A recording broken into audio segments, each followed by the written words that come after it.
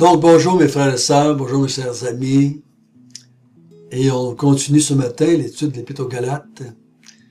Cette merveilleuse épître que Dieu nous a donnée pour nous aider à garder l'Évangile tel que reçu par notre Père Céleste et notre Seigneur Jésus-Christ. Prions ensemble. Notre bon Père du ciel. On a un texte ce matin qui est sévère, l'apôtre Paul va parler de condamnation, d'excommunication. Il va parler d'anathème, de malédiction. On te demanderait, Seigneur, que tu nous aides à comprendre. Parce qu'on ne voudrait pas dire à quelqu'un qui est anathème quand il ne l'est pas. On ne voudrait pas excommunier quelqu'un quand ce n'est pas ce que tu nous demandes. Dirige-nous, Seigneur. Conduis-nous afin qu'on puisse glorifier ton Saint-Nom. Amen.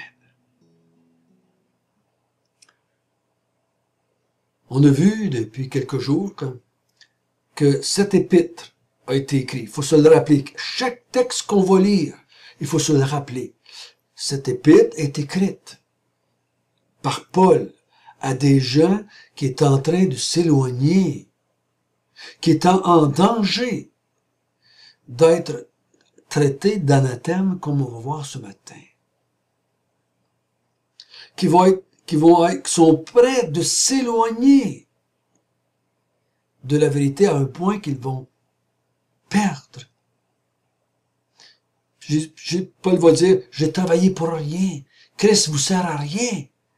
Il faut que je me rappelle ça quand je lis l'Épître aux Galates, afin de pouvoir bien comprendre cette épître. On a vu ensemble que l'apôtre Paul a l'autorité pour le faire, parce que lui est envoyé, est un apôtre de Jésus-Christ. Il est envoyé par Dieu. Il n'a pas été envoyé par les hommes, il n'a pas été envoyé par des hommes, ou par un homme, ou de la part des hommes. Comme Paul, des fois, envoyait Timothée parler à des églises. Non, il dit, moi, j'étais envoyé par Jésus lui-même, comme les 12. J'ai pas plus d'autorité, puis j'ai pas moins d'autorité que les 12. Paul dit, je n'ai pas, même si les apôtres vont dans une direction qui est contraire à ce que Jésus m'a dit, je vais continuer. Je suis légal, parce que j'ai été envoyé par Jésus. J'ai la même autorité que ceux que Jésus a envoyés. On a vu ensemble il dit la raison de notre salut, que c'est de nous arracher du siècle présent, qui ne veut pas la gloire de Dieu, qui ne recherche pas la gloire de Dieu, qui ne fait pas la gloire de Dieu. Et maintenant, nous, dans ce monde, nous servons à la gloire de Dieu. Nous sommes même la gloire de Dieu. L'Église, c'est la gloire de Christ. C'est la gloire de Dieu. Quand tu regardes l'Église, c'est la gloire. Des fois, il y a des gens qui parlent de l'Église, puis je trouve ça triste, parce qu'on parle de l'Église comme étant des gens qui fonctionnent plus, sont froids, sont quasiment morts spirituellement, sont dans le sommeil, il y a plus de Dieu. Moi, quand j'entends ça, faut réveiller l'Église. L'Église adore pas. L'Église adore pas. Tu es en train de dire que Jésus laisse son Église s'endormir, que le berger prend plus soin de son troupeau. Mais voyons donc. J'ai été arraché au siècle présent pour la gloire de Dieu, et je crois que l'Église fait la gloire de Dieu aujourd'hui. L'Église qui proclame l'Évangile de Christ tel que reçu dans les Écritures pour nous autres aujourd'hui, fait la gloire de Dieu. Fait la gloire de Dieu. OK? Donc ce matin, nous allons lire à partir du verset 6 jusqu'au verset 10. Et on va ensuite prendre quelques minutes pour les méditer. Je m'étonne que vous vous détourniez si promptement de celui qui vous a appelé par la grâce de Christ pour passer à un autre évangile. Non pas qu'il y ait un autre évangile, mais il y a des gens qui vous troublent et qui veulent renverser l'évangile de Christ. Mais, quand nous-mêmes, quand un ange du ciel annoncerait un autre évangile que celui que nous vous avons prêché, qu'il soit anathème. Nous l'avons dit précédemment, et je le répète à cette heure. Si quelqu'un vous annonce un autre évangile que celui que vous avez reçu, qu'il soit anathème. Et maintenant, est-ce la faveur des hommes que je désire, ou celle de Dieu? Est-ce que je cherche à plaire aux hommes? Si je plaisais encore aux hommes, je ne serais pas serviteur de Christ.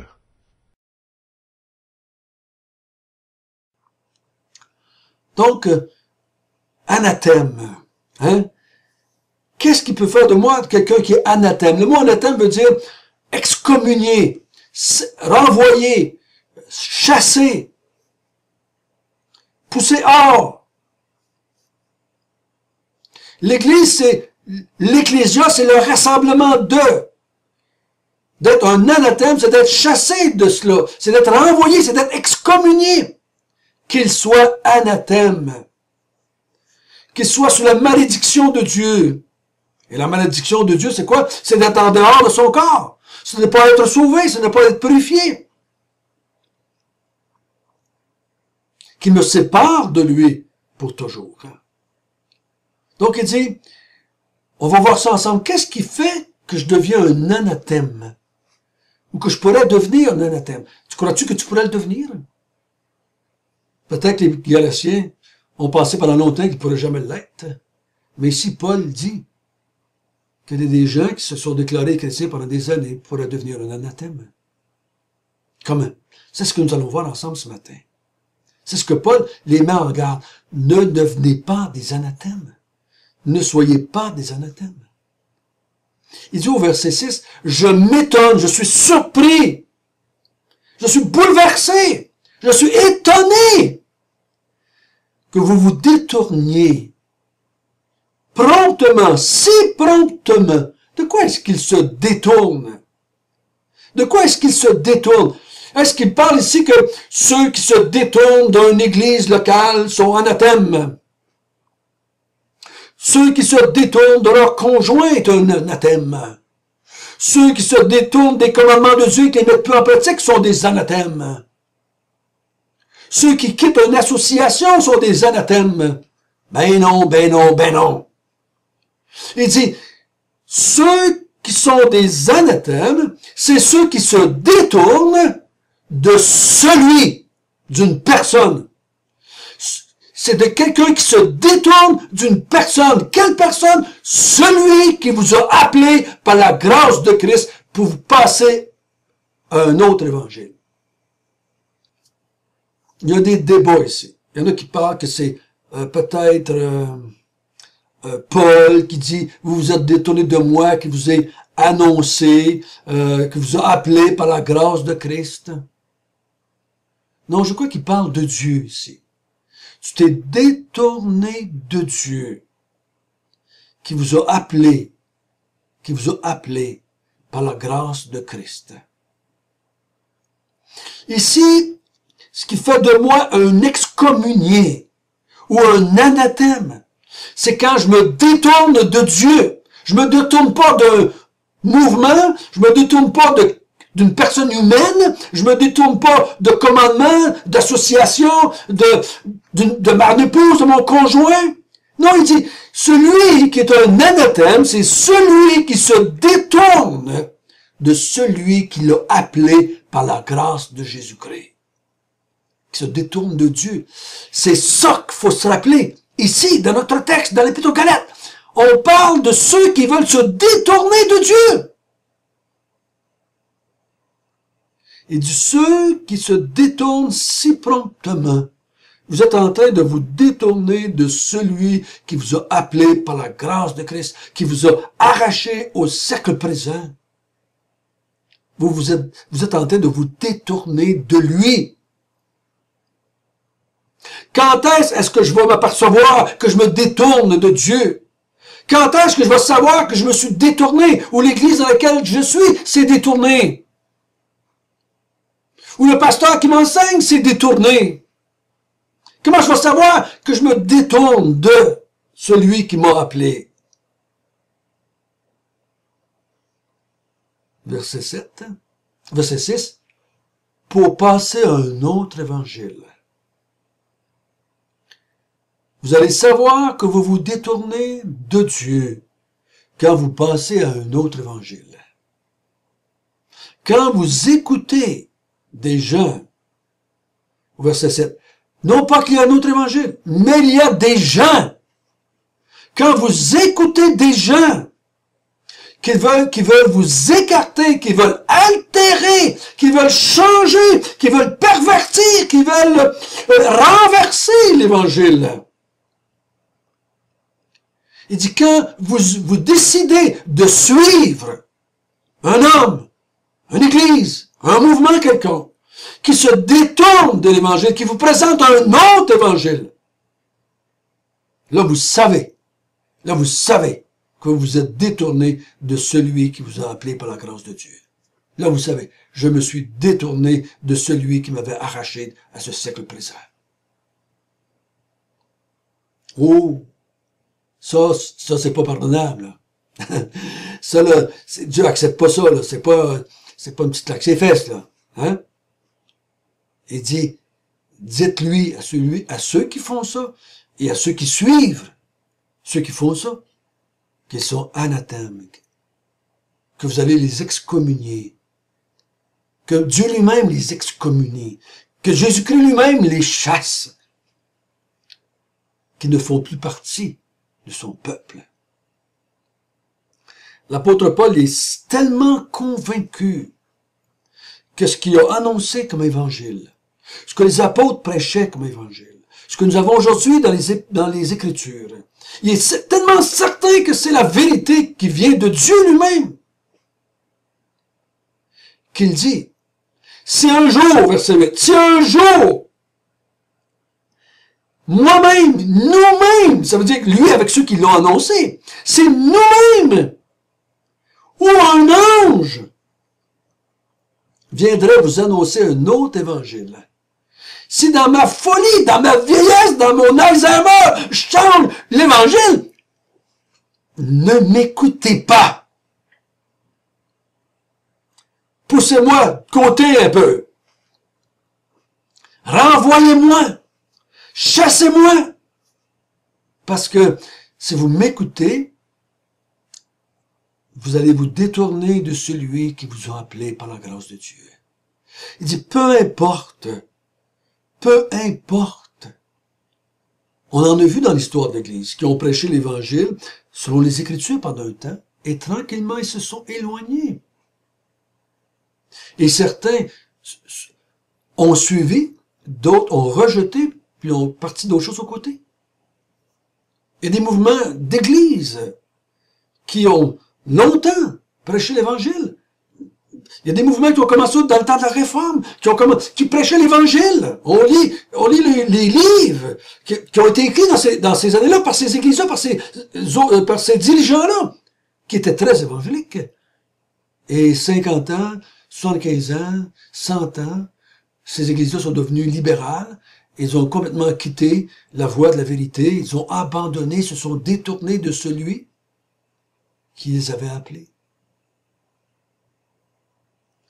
Un peu comme le forgeron que Paul dit, il a quitté celui qui l'avait appelé, qui l'avait arraché au siècle présent. Il dit, par amour pour le siècle présent, il est retourné dedans. Même vérité ici. Il dit, faites attention. Il dit, même si ce serait moi-même, Timothée, Apollos, quelqu'un qui dirait venir de moi, ne les écoutez pas. Si quelqu'un vous dit qu'il vient de la part des apôtres, ne l'écoutez pas. Ces gens-là vous troublent. Ils vous troublent. Vous savez qu'est-ce qui trouble? C'est pas le péché qui trouble. Parce que si je comprends bien l'Évangile, je suis pas troublé par mes péchés. Je ne peux pas dire que je suis heureux dans mes péchés, mais je suis pas troublé par mes péchés. Mais ce qui trouble, c'est un autre évangile. C'est quand on commence à changer l'évangile. Il faut, Paul dit, qu'ils soient anathèmes, ces gens-là, qu'ils soient excommuniés, chassés, renvoyés, expulsés. Vous savez, mes frères et sœurs, des fois, vous ne pouvez pas les chasser. Des fois, c'est vous qui allez devoir prendre la décision de vous retirer. C'est vous qui allez être obligé. Si le groupe, les gens, celui qui vous enseigne, vous apercevez qu'il s'éloigne, se détourne de celui qui nous avait appelés, qui nous avait sauvés, qui nous a régénérés, il va falloir que vous décidiez, après leur avoir parlé, s'ils veulent pas changer, de quitter. Et d'aller vous joindre à quelque chose d'autre qui enseigne la vérité. Oh, mes frères, mes sœurs, agissez avec vos convictions. Selon ce que vous comprenez, le mieux que vous comprenez. Cherchez conseil. Allez voir d'autres voix, poser des questions à d'autres enseignants. C'est-tu ça? C'est-tu vraiment la Bible, ça? C'est-tu vraiment ça que Dieu nous a enseigné? C'est-tu vraiment ça l'évangile prêché par Paul? Presque à chaque église avec laquelle j'ai travaillé, quand je partais, je leur disais, n'ayez jamais peur de remettre en question ce que je vous ai dit. L'homme est faillible. Réévaluez toujours ce que j'ai dit. Recherchez toujours à enlever ce qui n'est pas de Dieu et gardez seulement ce qui est de Dieu. Comme Paul disait aux Thessaloniciens, ce qui n'est pas de Dieu, rejetez-le, mais gardez ce qui vient de Dieu. L'évangile transmise une fois pour toutes par les apôtres et par Paul. Et il dit au verset 10, « Et maintenant, est-ce la faveur des hommes que je désire ou celle de Dieu? Est-ce que je cherche à plaire aux hommes? Si je plaisais encore aux hommes, je ne serais pas serviteur de Christ. » Attention ici, il n'est pas en train de me dire que je peux pas plaire à ma femme ou à mon conjoint pour différentes choses dans ma vie. Je peux pas en train de dire que je peux pas plaire à mon boss qui est pas un chrétien puis lui faire plaisir. C'est pas ça qu'on parle ici. Si je veux plaire aux hommes au point que je suis prêt à changer l'évangile, ou à accepter un autre évangile, si, pour pas être rejeté par les gens qui me côtoient, qui m'entourent, je ferme ma trappe, je dis pas un mot, je vois bien que ça n'a pas d'allure, mais je me tais, je me résigne, je ne suis pas un serviteur de Jésus-Christ. Oh, tu peux leur dire, oh, je suis conscient qu'il y en a qui n'ont pas la capacité, n'ont pas le verbe pour défendre la théologie. Mais vous allez leur dire que vous n'êtes pas d'accord, juste en partant des fois. Vous êtes mieux de partir, même si vous n'avez pas la capacité, le courage ou la force, ou la connaissance pour leur débattre avec eux autres. Quittez. Ça va être une façon de leur dire, je suis pas d'accord avec ce que tu enseignes. Je suis pas d'accord avec la façon que tu enseignes l'évangile. Je suis pas d'accord avec ta perception de l'évangile. Je me retire. Faisons attention. On partira pas parce que les bains sont pas en bonne place, puis les chaises sont pas de la bonne couleur, puis j'aime pas la cravate du pasteur, puis le pasteur il est pas gentil, il me parle jamais. Attention, attention, attention! Parce que la plupart du temps, ce que j'ai vu, c'est que les gens partent parce qu'ils n'aiment pas les gens dans l'église. Ça, c'est une autre histoire complètement. Mais quand c'est doctrinal, quand, selon ma compréhension des Écritures, que j'ai médité, que j'ai entendu ailleurs, que j'ai cherché ailleurs, je viens à la conviction que c'est pas ça, l'Évangile, je dois confronter ou je dois quitter. Ou les deux. Mais je dois agir. Sans ça, je ne serai pas un serviteur de Jésus-Christ. Notre bon Père du ciel, nous voulons être tes serviteurs. Nous sommes tes serviteurs. Nous voulons rester tes serviteurs. Seigneur, être approuvé de toi est plus important pour nous que d'être approuvé ou accepté des hommes. Seigneur, donne-nous la force, le courage, la sagesse, l'intelligence de discerner ce qui vient de toi, ce qui vient pas de toi. Seigneur, donne-nous la grâce de jamais se détourner de toi pour plaire à des hommes. Sans ça, nous sommes des anathèmes. Nous faisons plus partie de ton corps. Au nom du Seigneur Jésus. Amen.